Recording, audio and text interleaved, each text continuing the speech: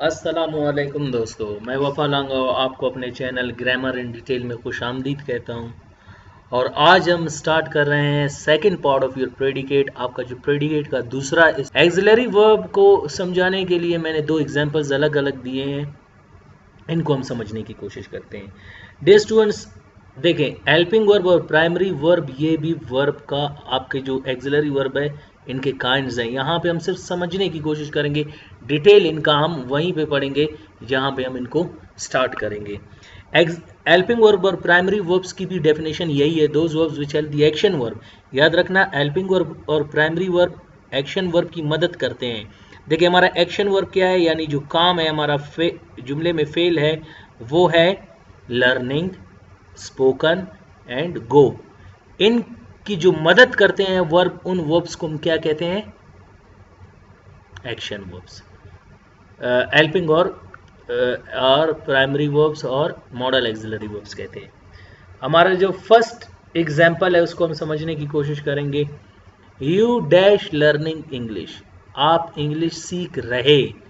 अब यहाँ पे ए, ता और ए, ओगा आप नहीं बता सकेंगे क्योंकि हमारे पास यहाँ पे हेल्पिंग वर्ब मौजूद नहीं है।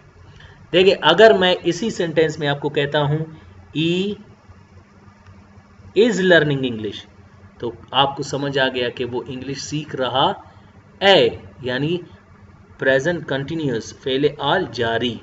अगर मैं कहता हूं ही वॉज लर्निंग इंग्लिश, वो इंग्लिश सीख रहा था, तो फिर देखिए ये हमारे वर्ब, हेल्पिंग वर्ब से जो एक्शन वर्ब की मदद करते हैं और हमें क्या बताते हैं? जमाना। अभी अगर मैं कहूं I will be learning English, I will be learning, ये विल बी एक्शन वर्ब की मदद कर रहा है, हमें क्या बताता है? जमाना। देखिए, ऐसे वर्ब्स जो एक्शन वर्ब की मदद करें और हमें जमाना बताएं। इज आए तो प्रेजेंट कंटिन्यूअस, वाज आ रहा है तो पास्ट कंटिन्यूअस, विल भी आ रहा है तो ये फ्यूचर कंटिन्यूअस है। यानी वो इंग्लिश पढ़ रहा, वो इंग्लिश सीख रहा है, वो इंग्लिश सीख रहा था, वो इंग्लिश सीख रहा होगा। तो ये हमें क्या बताते हैं? हेल्पिंग वर्ब्स बताते हैं या प्राइमरी वर्ब्स बताते हैं, इनको समझने के लिए। अगर मैं कहूं I will be, okay, I has been learning English, तो वो इंग्लिश सीखता रहा है। तो देखिए, एज बीन लर्निंग इंग्लिश, सीखता रहा है। अगर यहीं पे मैं आपको कहूं कि I had been learning English, वो सीखता रहा था। और अगर मैं कहूं I will have been learning English, will have been learning English, वो सीखता रहा होगा। सो ये तमाम ऐसे वर्ब्स हैं जो एक्शन वर्ब की मदद कर रहे हैं और हमें जमाना बता रहे हैं। अगर यहाँ पे हमारे पास हेल्पिंग वर्ब मौजूद नहीं हो तो याद रखना, आईएनजी फॉर्म में हमारे 6 टेंसेस हैं जो आप नहीं बता सकेंगे कि ये कौन सा। आई डैश लर्निंग इंग्लिश, आप कभी भी नहीं बता सकेंगे कि ये कंटिन्यूअस टेंस है या परफेक्ट कंटिन्यूअस टेंस है। अगर आप बता सकते हैं तो वो सिर्फ हेल्पिंग वर्ब की बिना पर बता सकते हैं, वरना नहीं बता सकते। अगर मैं कहता हूँ E is learning English, present continuous, सीख रहा है। अगर मैं कहूँ ई वॉज लर्निंग इंग्लिश, वो सीख रहा था। I will be learning English, वो सीख रहा होगा। I has been learning English, वो सीखता रहा होगा, सीखता रहा है। He had been learning English, वो सीखता रहा था। और I will have been learning English, वो सीखता रहा होगा। तो यहाँ पे 6 टेंसेस सिर्फ हमें क्या बता रहे हैं? हेल्पिंग वर्ब्स बता रहे हैं या प्राइमरी वर्ब्स।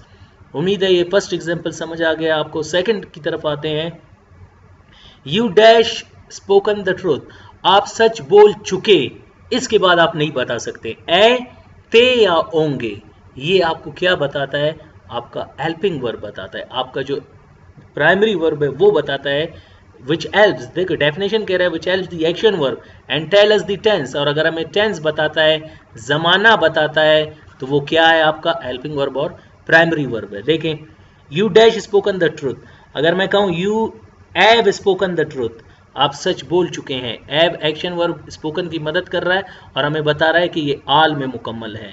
अगर मैं कहता हूँ you had spoken the truth, आप सच बोल चुके थे, ये माजी बता रहा है, फेले माजी मुकम्मल यानी दी पास्ट परफेक्ट टेंस। और अगर मैं कहूँ कि यू विल हैव स्पोकन, तो ये आपका क्या बता रहा है? फ्यूचर परफेक्ट यानी फेरे मुस्तकबिल मुकम्मल। तो 3 टेंसेस यहाँ पे आप नहीं बता सकते जब तक आप इनके साथ हेल्पिंग वर्ब नहीं लगाएंगे। हेल्पिंग वर्ब है क्या? जो एक्शन वर्ब की मदद करता है और हमें क्या बताता है? जमाना बताता है। She dash not go to school, वो स्कूल नहीं जाती।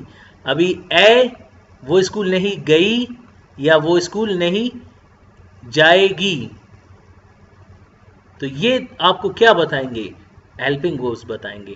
अगर मैं कहता हूं शी डज नॉट, तो यहाँ पे ये क्या है, वो स्कूल नहीं जाती है। She did not go to school, वो स्कूल नहीं गई।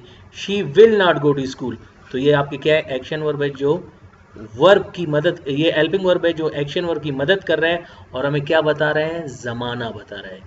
तो यहाँ पे अगर मैं कहता हूँ डज तो ए, अगर मैं कहता हूँ डिड तो छोटी ए, अगर मैं कहूँगा विल तो गी।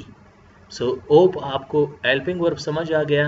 अभी मॉडल एक्सिलरी वर्ब की तरफ आते हैं। मॉडल एक्सिलरी वर्ब्स की भी डेफिनेशन यही है, those verbs which help the action verb, ऐसे वर्ब्स जो एक्शन वर्ब की मदद करते हैं।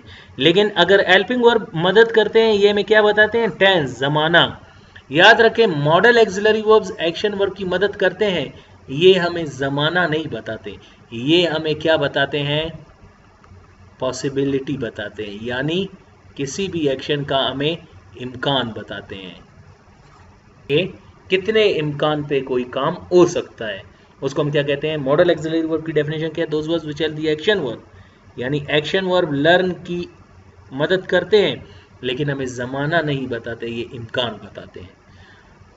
मॉडल एक्सिलरी वर्ब्स यहाँ पे ना ये आपको किसी बुक में मिलेंगे ना किसी नोट्स में मिलेंगे, और मैं इनके परसेंटेज लिखने में माजरत करता हूँ उन ग्रामेरियन से, मोस्टली ये हमारा लैंग्वेज है ही नहीं, लेकिन ये सिर्फ मैं आपको समझाने के लिए यहाँ पे लिखा है कि आप इनको कैसे समझेंगे। देखें, मॉडल एक्सिलरी वर्ब्स हैं 11, लेकिन उनमें जो पॉसिबिलिटीज़ के परसेंटेजेस में आते हैं वो आपके होंगे ये जो मैंने यहाँ पे मेंशन की हुई है, 1 2 3 4 5 6 7, ये हैं 7, और इसके अलावा दो और भी हैं, जैसे विल और शैल है, और इसी तरह आपका कैन है, ओके सॉरी, आपका यूज टू है, और आपका वुड है। मॉडल एक्सिलरी वर्ब्स हैं क्या? Modal auxiliary verbs are those verbs which help the action verb and tell us the possibility are called modal auxiliary verbs. And keep in your mind, modal auxiliary verbs कितने हैं? वो आपके modal auxiliary verbs हैं total 11, यानी must, ought to, should, can, could, may, might, will, shall, used to and would. ये आपके क्या है? modal auxiliary verbs। 4 ये हुए, 7 ये हुए, total कितने हुए? 11।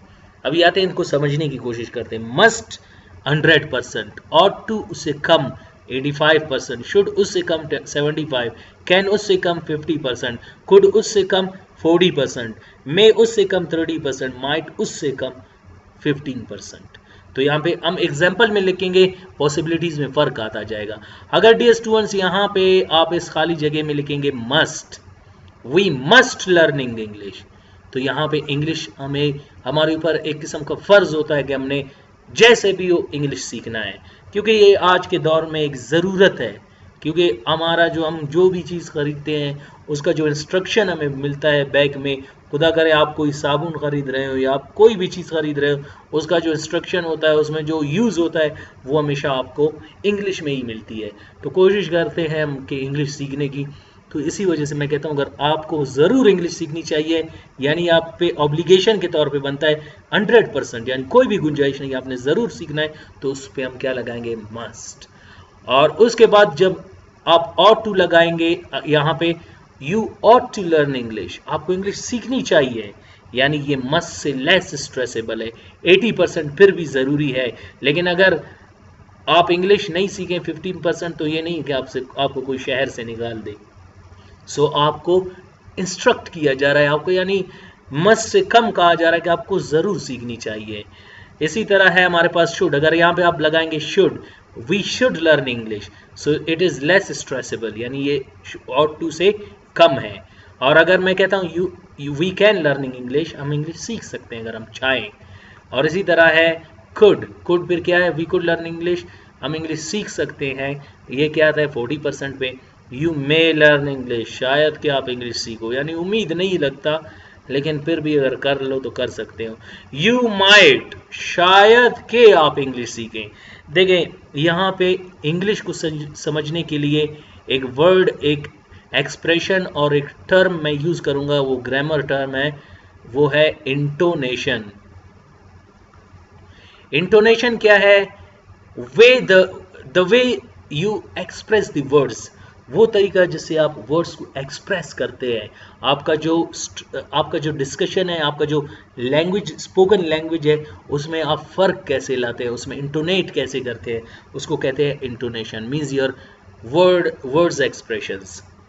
वो डेफिनेटली अगर मैं मस्ट कहता हूं तो मुझे मस्ट वाली जान होनी चाहिए ये सेंटेंस को कहने के लिए। देखें, अगर मैं कहूं, इसको कैसे मैं डिस्क्राइब करता हूं, देखें, we must learn English, we ought to learn English, we should learn English, we can learn English, we could learn English, we may learn English, we might learn English. देखें, अगर मस्ट कह रहा हूं तो must वाली stress भी है।